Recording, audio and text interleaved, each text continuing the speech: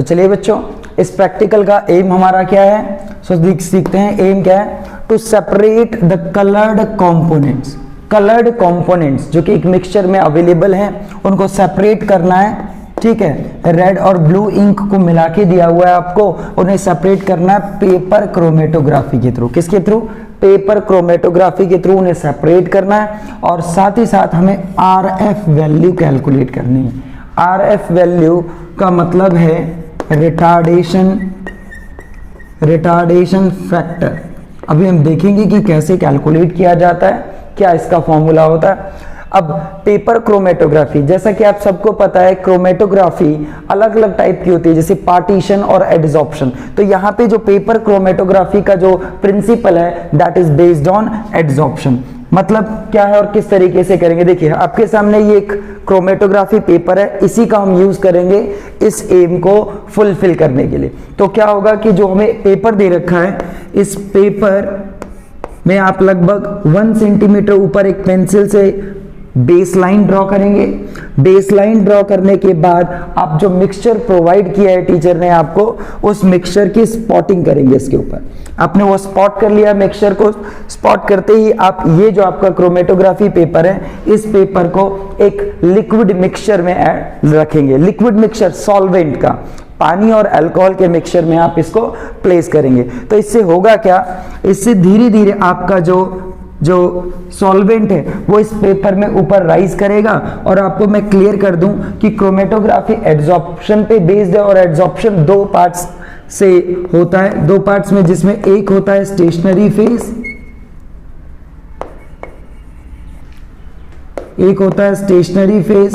तो जो पेपर है ये स्टेशनरी फेज है, रुका हुआ। और जिस लिक्विड में आप इसे रखने की बात कर रहे हैं, जो कि वाटर और अल्कोहल का मिक्सचर है, सपोज इस तरीके से आप रखेंगे। ठीक है, सिर्फ बेस लाइन से नीचे का पोर्शन डिसॉल्व होगा, मतलब उसमें ऐड होगा।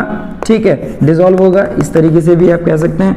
तो ये आपका होगा मोबाइल फेज, मोबाइल फेज। और ये मोबाइल फेज धीरे धीरे इस पेपर के ऊपर राइज करेगा।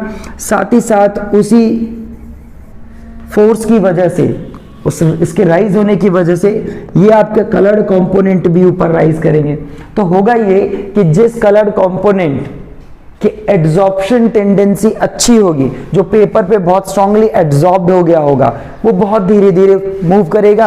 और जिसकी एड्सॉर्प्शन टेंडेंसी यानी डिग्री ऑफ एड्सॉर्प्शन कम होगा, तो वो जल्दी जल्दी ऊपर भागेगा। तो इस तरीके से हम लोग सेपरेट कर पाएंगे इन कलर्ड कंपोनेंट को, और उसके बाद हम कैलकुलेट करेंगे RF वैल्यू। ठीक, तो ये तो इसका होता है बेसिक कॉन्सेप्ट ऑफ क्रोमेटोग्राफी। अब मान लीजिए कि आपने 10 और 15 मिनट के बाद जब अपना पेपर निकाला, तो उस पेपर में कुछ आपकी बेस लाइन यहाँ पे रही थी। मान लीजिए कि एक कलर्ड कंपोनेंट यहाँ तक पहुंचा है और दूसरा कलर्ड कंपोनेंट यहाँ तक पहुंचा है। ठीक है, तो और जो सॉल्वेंट, जो आपका सॉल्वेंट है, उसका मैक्सिमम उसने यहां तक राइज किया है। तो आप क्या करेंगे, सॉल्वेंट ने कितना ट्रेवल किया है उस बेस लाइन से डिस्टेंस, वो आप नोटिस करेंगे। उसके बाद सपोज ये एक कलर्ड कंपोनेंट का डिस्टेंस है, एक कलर्ड कंपोनेंट यहां तक पहुंचा है बेस लाइन से, और जो सेकंड कलर्ड कंपोनेंट है वो यहां तक पहुंचा है। तो आप इस तरीके से स्केल से क्या करेंगे, इन सबके मेजरमेंट्स ले लेंगे। इससे क्या होगा, जो RF वैल्यू होती है, RF वैल्यू, इसका ये एक तरीके का सिंपल रेशो है। और ये रेशो किसका है, देखिए जरा, distance travelled by coloured component base line से divided by total distance travelled by solvent. तो ये तरीका है, जो भी आप डिस्टेंसेस यहां से मेजर कर रहे हो, जैसे इस कलर कंपोनेंट का, सपोज ये रेड है या ब्लू जो भी है, तो इस कलर कंपोनेंट का डिस्टेंस को डिवाइड करना है सॉल्वेंट की डिस्टेंस है, तो RF वैल्यू उस कलर की आ जाएगी। साथ ही साथ आप दूसरे कलर की RF वैल्यू की बात करते हैं, तो आप उसका डिस्टेंस डिवाइड कर देंगे total distance travelled by the solvent. तो RF वैल्यू कैलकुलेट करना भी बहुत आसान, बहुत ही सिंपल प्रैक्टिकल है, आप इजीली परफॉर्म कर सकते हैं। तो आइए देखते हैं, और स्पॉटिंग से लेकर के आपको कंप्लीट कैलकुलेशन तक सिखाते हैं। हाँ बच्चों, तो ये हमारे पास क्रोमेटोग्राफिक पेपर है, ये कलर्ड मिक्सचर है जो ब्लू और रेड कलर की इंक का मिक्सचर है। ये हमारे पास कैपलरी है जिससे हम स्पॉटिंग करेंगे। तो आप स्पॉटिंग करने से पहले बेस लाइन यानी कि जो पेपर है लगभग आप 1 सेंटीमीटर ऊपर तक एक लाइन ड्रॉ कर लो, बहुत ही हल्की सी, ठीक है। वो लाइन इसलिए ड्रॉ करनी होती है क्योंकि लास्ट में आपको रिटार्डेशन फैक्टर अगर कैलकुलेट करना है तो इसी लाइन से आप सभी लेंथ को मेजर करेंगे जो डिस्टेंस ट्रेवल किए हैं सॉल्वेंट ने और कलर्ड कंपोनेंट ने। अब आप क्या करेंगे, आप कैपलरी लेंगे और इस तरीके से कैपलरी को डिप करेंगे मिक्सचर में और सेंटर में आप बहुत ध्यान से बनाइएगा, मतलब स्पॉटिंग कीजिएगा, सेंटर में आप इस तरीके से स्पॉट करेंगे, ठीक है। बहुत हल्के हाथों से इसको ऐसे सीधा कर देंगे बिल्कुल, जिससे कि कलर अपने आप ही फैलने लगेगा। तो इस तरीके से ये आपकी स्पॉटिंग हो गई। स्पॉटिंग करने के बाद अब हम इसे गैस जार में रखेंगे यानी सॉल्वेंट में डिप करने वाले हैं, ठीक है। तो हम इसको गैस जार में रखेंगे। ये रहा हमारे पास गैस जार। आप देख सकते हैं इसमें हमने बहुत ही कम सॉल्वेंट लिया है ताकि आपके स्पॉट से ऊपर सॉल्वेंट ना जाए। तो इस तरीके से हम इसे क्या करने वाले हैं,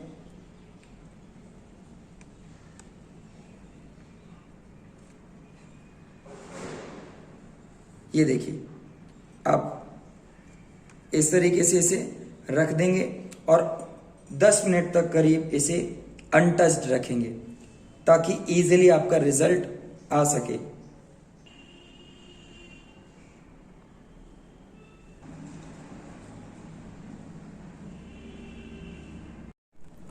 बच्चों, तो अब हमारा क्रोमेटोग्राफी पेपर में सेपरेशन क्लियर हो चुका है, ठीक है। लगभग 10 से 15 मिनट लगे हैं इस चीज़ के लिए।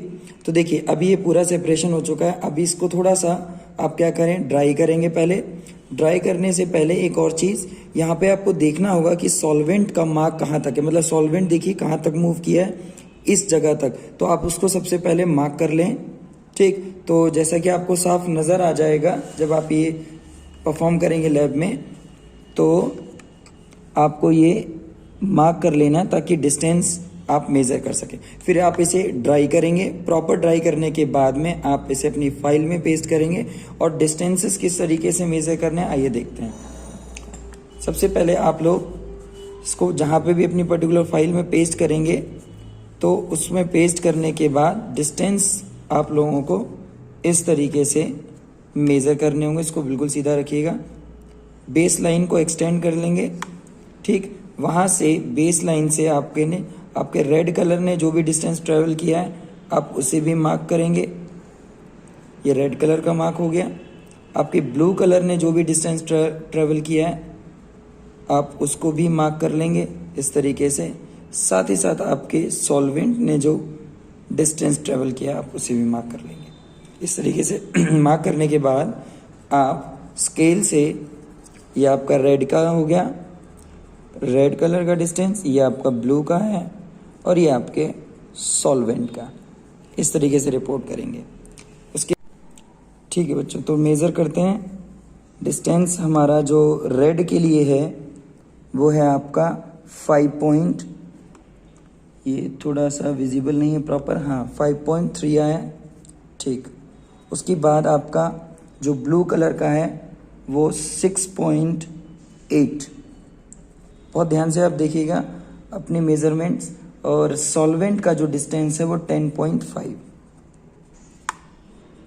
ठीक। तो इस तरीके से डिस्टेंस मेज़र करने के बाद आप लोग RF वैल्यू कैलकुलेट करेंगे रेड के लिए, जो कि सीधे ही आप फॉर्मूला लगाएंगे कि total distance travelled by solvent आप डिनोमिनेटर में रखेंगे और जो आपके उस कलर ने डिस्टेंस ट्रेवल किया है वो आप न्यूमरेटर में रखेंगे। साथ ही साथ आप RF वैल्यू जब ब्लू कलर की ऑब्जर्व करेंगे तो ये रहेगी 10.5 डिनोमिनेटर में और 6.8 आपका न्यूमरेटर में। तो आप चाहो तो कंप्लीट सॉल्व कर सकते हैं, नहीं तो आप फ्रैक्शन में अपना आंसर छोड़ सकते हैं। तो इस तरीके से आपका फाइनल क्रोमेटोग्राफी एक्सपेरिमेंट पूरा हुआ।